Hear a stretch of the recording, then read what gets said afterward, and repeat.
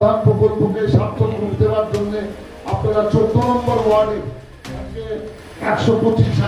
রায়গঞ্জে আমাদের পাড়া আমাদের সমাধান শিবিরে সাধারণ মানুষের অভাব অভিযোগ শোনায় প্রশাসন। মাননীয় মুখ্যমন্ত্রীর উদ্যোগে সারা রাজ্য জুড়ে চলছে আমাদের পাড়া আমাদের সমাধান শিবির। এই প্রকল্পের লক্ষ্য সাধারণ মানুষের কাছে পৌঁছে তাদের সমস্যা ও চাহিদা সরাসরি শোনা এবং দ্রুত সমাধানের ব্যবস্থা করা। সেই উদ্যোগের অঙ্গ হিসেবেই বৃহস্পতিবার 28শে আগস্ট রায়গঞ্জ পৌরসভার 14 নম্বর ওয়ার্ডে অনুষ্ঠিত হলো এক বিশেষ শিবির।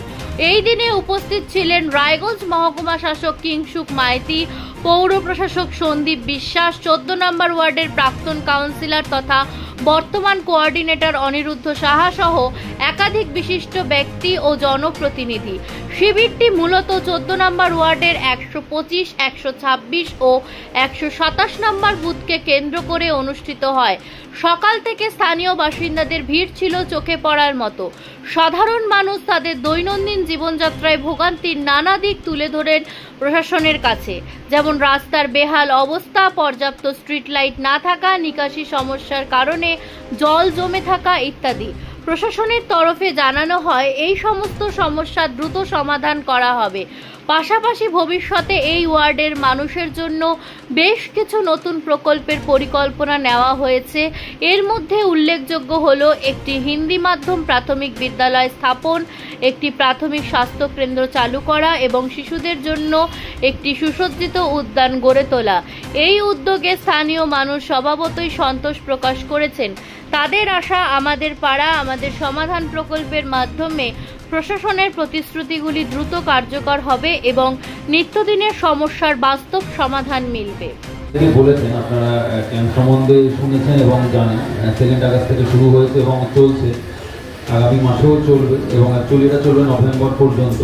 যে এরিয়া যত বড় সেখানে বুথও তত বেশি, সুতরাং ক্যাম্পের যে আয়ু সেটাও বেশি, এটা চলবে বেশি দিন ধরে। তো আপনাদের এই ক্যাম্পের মেন উদ্দেশ্য হচ্ছে যে আপনাদের এই অভিযোগগুলো মেটানো। আপনারা যদি দেখেন যে এই পোস্টারটা যেটা আমাদের সমাধানে রয়েছে, এখানে মেন ট্যাগলাইনই কিন্তু বলা আছে your voice your choice your decision, মানে আপনার কথা আপনার পছন্দ এবং আপনার সিদ্ধান্ত, সেটাকেই সরকার গুরুত্ব দিয়ে বিবেচনা করে সেই কাজগুলোকেই করবে। আজকে আপনার এই এখানে কি প্রোগ্রাম? আজকে আমাদের 14 নম্বর ওয়ার্ডের পাড়ায় প্রথমে আমাদের পাড়ায় সমাধান আমাদের পাড়া এবং আমাদের সমাধান প্রোগ্রাম ছিল।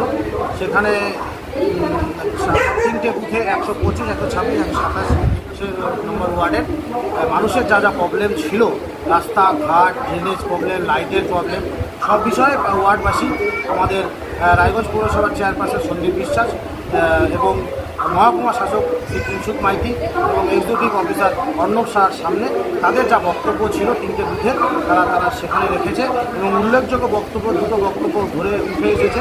আমার এখানে একটা দীর্ঘদিনের প্রবলেম ছিল, একটা প্রাইমারি হিন্দি স্কুলের, যেটা আমার ওয়ার্ডে নেই, এবং একটা হেলথ সেন্টার আর একটা পার্ক।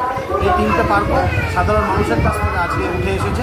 দেখছে সরকার বিবেচনা যদি করা যায় আগামী দিনে, তারা নিশ্চয়ই এই কাজগুলো আমাদের এখানে সম্পন্ন হবে।